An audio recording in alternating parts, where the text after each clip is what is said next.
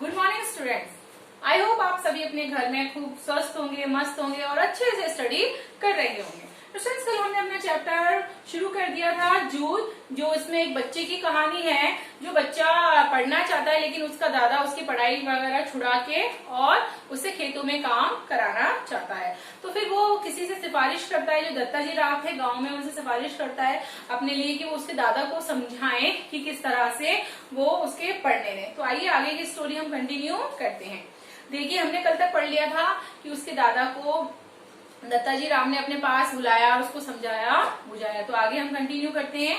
दादा के हर एक तर्क को दत्ता जी राव ने काट दिया और मुझसे कहा, सवेरे से तू पाठशाला जाता है, कुछ भी हो पूरी फीस भर दे उस मास्टर की और मन लगाकर पढ़ाई कर। दत्ता जी राव उसको समझा रहे हैं उस बच्चे को और कह रहे हैं कि तेरा दादा कुछ भी कहता रहे, तू कल से स्कूल जाएगा, स्कूल की पूरी पढ़ाई करेगा और फीस देगा। किसी भी तरह तेरा साल खराब नहीं होना चाहिए, अर्थात साल मारा नहीं जाना चाहिए। इसका ध्यान रख। यदि इसने तुझे पढ़ने नहीं भेजा तो सीधा चला आ इधर। उन्होंने उसको कहा कि अगर तेरा दादा तुझे पढ़ने नहीं दे रहा है तो तू मेरे पास आ जा, मेरे से इसकी शिकायत कर दे। यदि सुबह शाम जो हो सके वह काम कर, यहाँ और पाठशाला जाते रहना, मैं पढ़ाऊंगा तुझे। इसके पास जरा ज्यादा बच्चे हो गए इसलिए तुम्हारे साथ कुत्तों की तरह बर्ताव करता है। दत्ता राव जी उसको कह रहे हैं, उसके इस तरह की बातें बता रहे हैं। मैंने मना कब किया है जी, इसको जरा गलत आदत पड़ गई थी इसलिए पाठशाला से निकालकर जरा नजरों के सामने रख लिया। दादा अपने आप को कवर अप करते हुए, मतलब उसकी जब गलतियां सामने आती हैं तो अपने आप को कवर अप कहता है कि मैंने तो कभी इसको पढ़ने से रोका ही नहीं, मैंने तो कभी मना ही नहीं किया, लेकिन हाँ ये क्या गलत संगतियों में पड़ गया था, इस वजह से मैंने इसको स्कूल से निकाल के कुछ कामों में लगा दिया। कैसी आदत है? दत्ता राव ने पूछा, कैसी आदत है? चाहे जैसी, यहाँ वहाँ कुछ भी करता है, कभी कंडे बेचता, कभी चारा बेचता, सिनेमा देखता, कभी खेलने जाता, खेती और घर के काम में इसका बिल्कुल भी ध्यान नहीं है। दादा ने मेरे ऊपर अचानक हल्ला बोल दिया, अर्थात उसके दादा ने उसके ऊपर उल्टे सीधे झूठे इल्जाम लगाने शुरू कर दिया। फिर दत्ता राव जी ने उससे कहा, क्यों रे छोकरे? नहीं जी, कभी एक बार मेले में पटा पर पैसे लगा दिए थे। दादा तो कभी भी सिनेमा के लिए मुझे पैसे नहीं देते हैं, इसलिए खेत पर गोबर बीन कर माँ से कंडे थप्पा लिए और उन्हें बेचकर भी मैंने अपने लिए कपड़े बनवाए। उसी समय एक बार सिनेमा भी गया था, मैंने भी सब झूठ मिलाकर सब कुछ बातें ठोक दी। वो बच्चा भी कह रहा है, जिस तरह उसके दादा ने उसकी झूठी खबरें करी उसी प्रकार उस बच्चे ने भी मनगढ़ंत बातें बनाकर दत्ता राव को बता दी। अब ये सब बंद कर और सिर्फ पढ़ाई में मन लगा। ना पास नहीं हुआ है कभी? नहीं जी, पाठशाला जाना ही बंद करा दिया, इसलिए परीक्षा में नहीं बैठा हूँ। दत्ता राव जी उसको समझा रहे हैं कि अब तू ये सारी बेकार की जो बातें हैं उनको खत्म कर और तू और सिर्फ पढ़ाई में मन लगा। क्यों, तू कभी पास नहीं? उसने कहा, परीक्षा में नहीं बैठा हूँ। अच्छा, अब तू घर जा और सवेरे से पाठशाला जाने लगा। देखिए ये पिक्चर, इसमें ये दत्ता जी राव बैठे हैं, उसके दादा और ये बच्चा भी बैठा हुआ है। आगे वो कहते हैं, ठीक है अब तू उठ खड़ा हुआ। बाहर निकलते निकलते मैंने सुना, अरे बच्चे की जात है, एक आध वक्त सिनेमा चला गया तो क्या हुआ? वो कह रहे हैं कि अरे बच्चे की जात है, अगर बच्चा सिनेमा चला भी गया तो क्या हुआ, कोई बात नहीं, है ना। वो इस तरह से उसको बता रहे हैं। एक बार अगर खेलने में चला गया तो क्या हो गया, इस बात पर कोई पढ़ाई लिखाई थोड़ी बंद की जाती है बच्चों की। उसने उसको समझाया उसके दादा को। जी, आप कहते हैं तो मैं भेज देता हूँ कल से, देखते हैं एक आध वर्ष में कुछ सुधार हो जाए। दादा ने मन मारकर कहा। इस समय उसका कोई बस नहीं चला था। दादा ने कहा, चलो ठीक है, आप कह रहे हो तो मैं इसको पढ़ने के लिए भेज देता हूँ। खाना खाते खाते दादा ने मुझसे वचन ले लिया, पाठशाला 11 बजे होती है। उसके बाद वो दोनों दादा और पोते घर पहुंच गए। जब उसका दादा घर पर खाना खा रहा था, खाना खाते खाते उसने उस बच्चे से एक वचन ले लिया कि देख, पाठशाला जो है कि 11 बजे होती है। सर्दियों का मौसम था, सर्दियों में टाइम चेंज होता है और वो भी सरकारी स्कूलों में।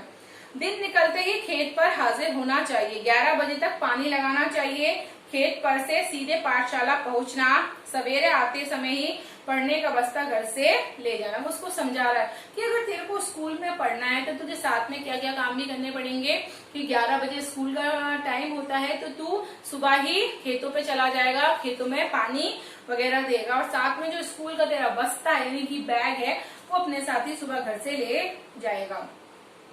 छुट्टी होते ही घर में बस्ता रखकर सीधे खेत पर आकर घंटा भर ढोर चराना और कभी खेतों में ज्यादा काम हुआ तो पाठशाला में गैर हाजिरी लगाना।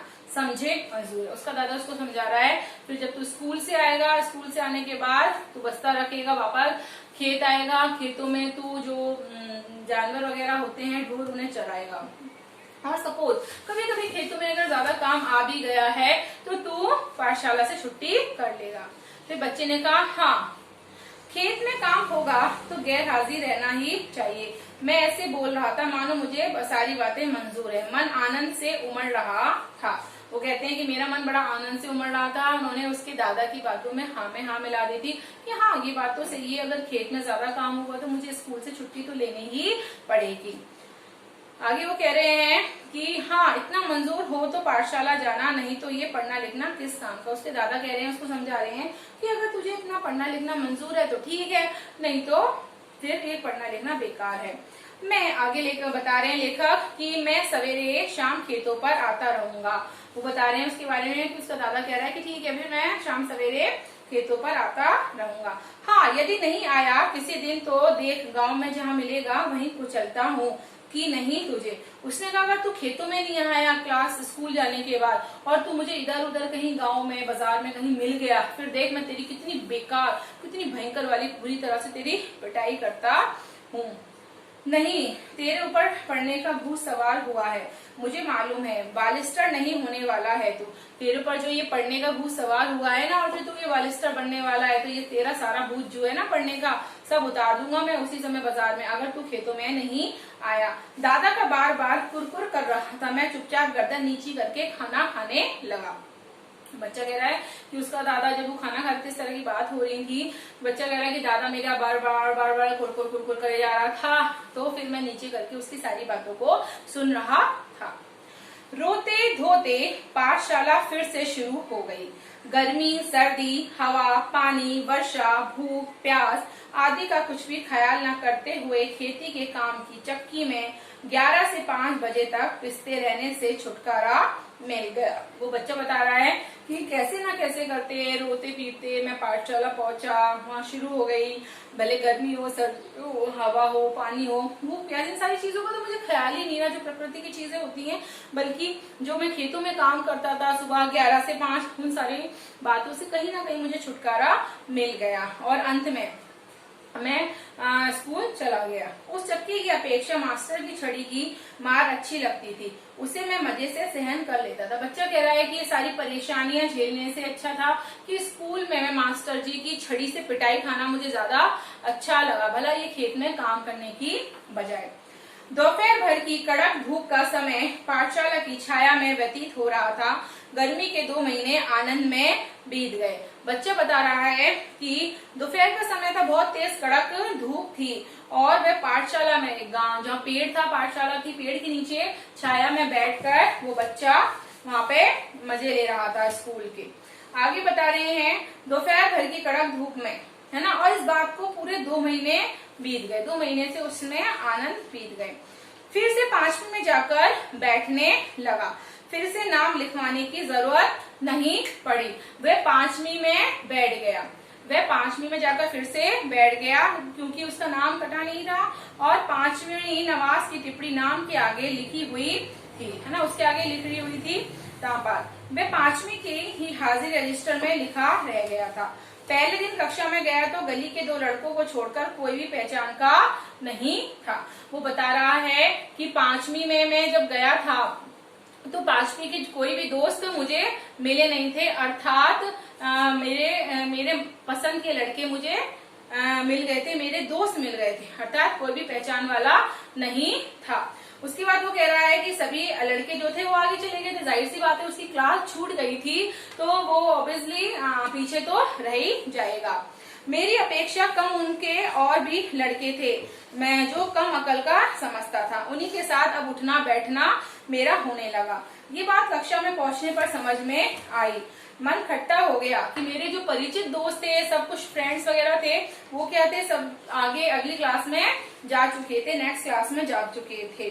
बाहर अपरिचित जैसा एक बेंच के एक सिर पर कोने में जा बैठा। वो मेरा मैं अपरिचित था, मास्टर कौन है इसका पता नहीं था। पुरानी किताबें और पुरानी कापियों के बारे में भी उसे कुछ पता नहीं था। कौन टीचर है, कौन किताब है, इन सारी चीजों के बारे में उसे कुछ भी नहीं पता था। तो स्टूडेंट्स आज का चैप्टर हम यही खत्म करते हैं, कल हम कंटिन्यू करेंगे। Thank you.